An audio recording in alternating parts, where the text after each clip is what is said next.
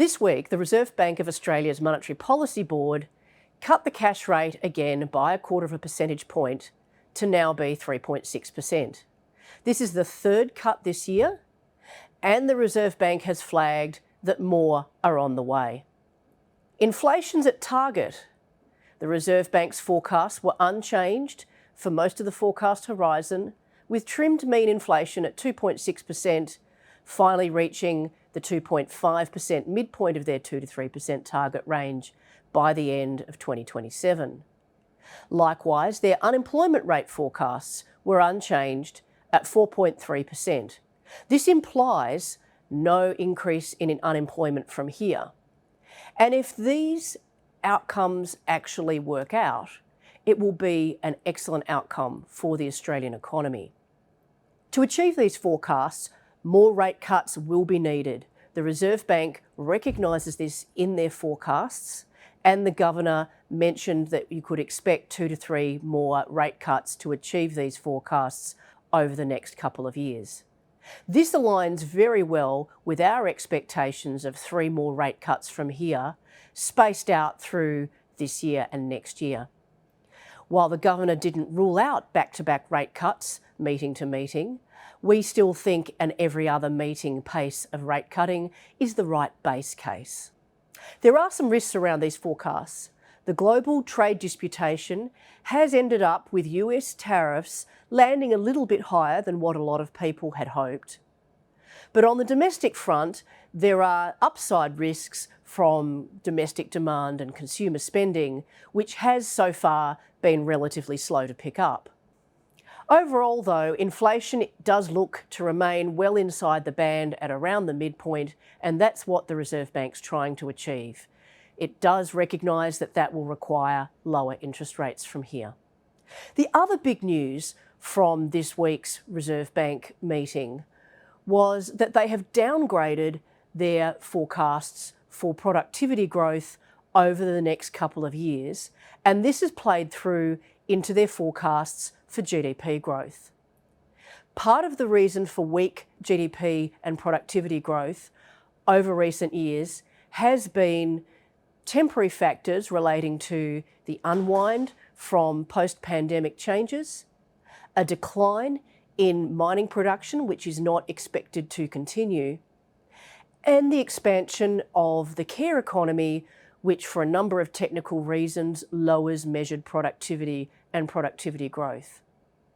The Reserve Bank now recognises that those special factors are going to unwind, but the big change is that where productivity growth is expected to land once those factors have unwound is now 0.7% per year, not 1% per year.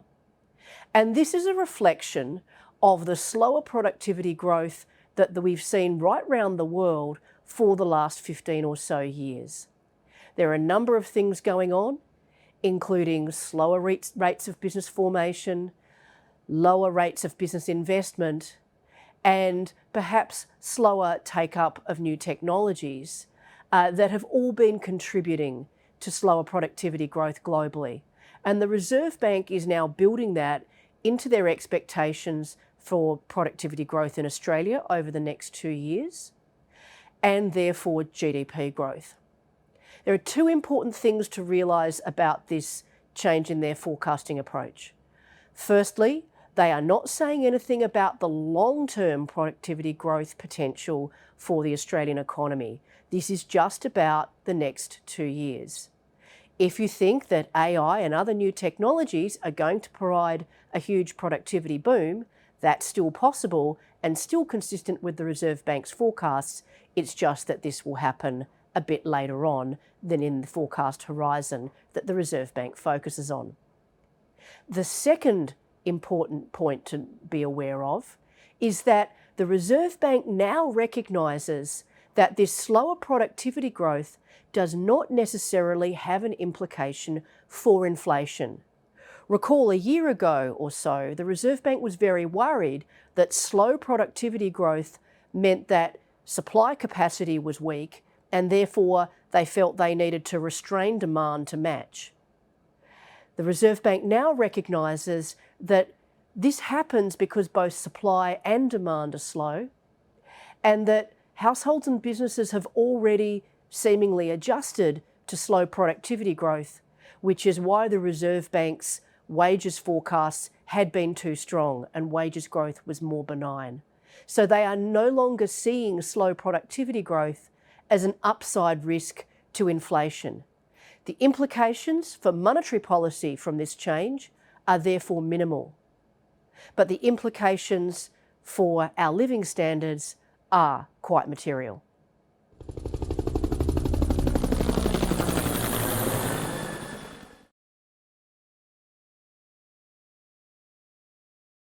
The content of this recording is informational and of general nature only, and is not intended to constitute a research report or reflect any recommendation or financial advice. It has been prepared without taking into account your objectives, financial situation, or needs, and investment decisions should not be based on it. You should obtain your own independent advice before proceeding with any investment decision. Whilst every effort has been taken to ensure that the contents are correct and any opinions, forecasts, conclusions are reasonably held based on information at the date of recording, Westpac does not make any representation or warranty as to the accuracy or completeness of the statements or information contained in this recording, and any liability therefore is expressly disclaimed to the extent permitted by law. None of the material included in this recording should be copied, published, or reproduced in whole or in part without the prior written permission of Westpac.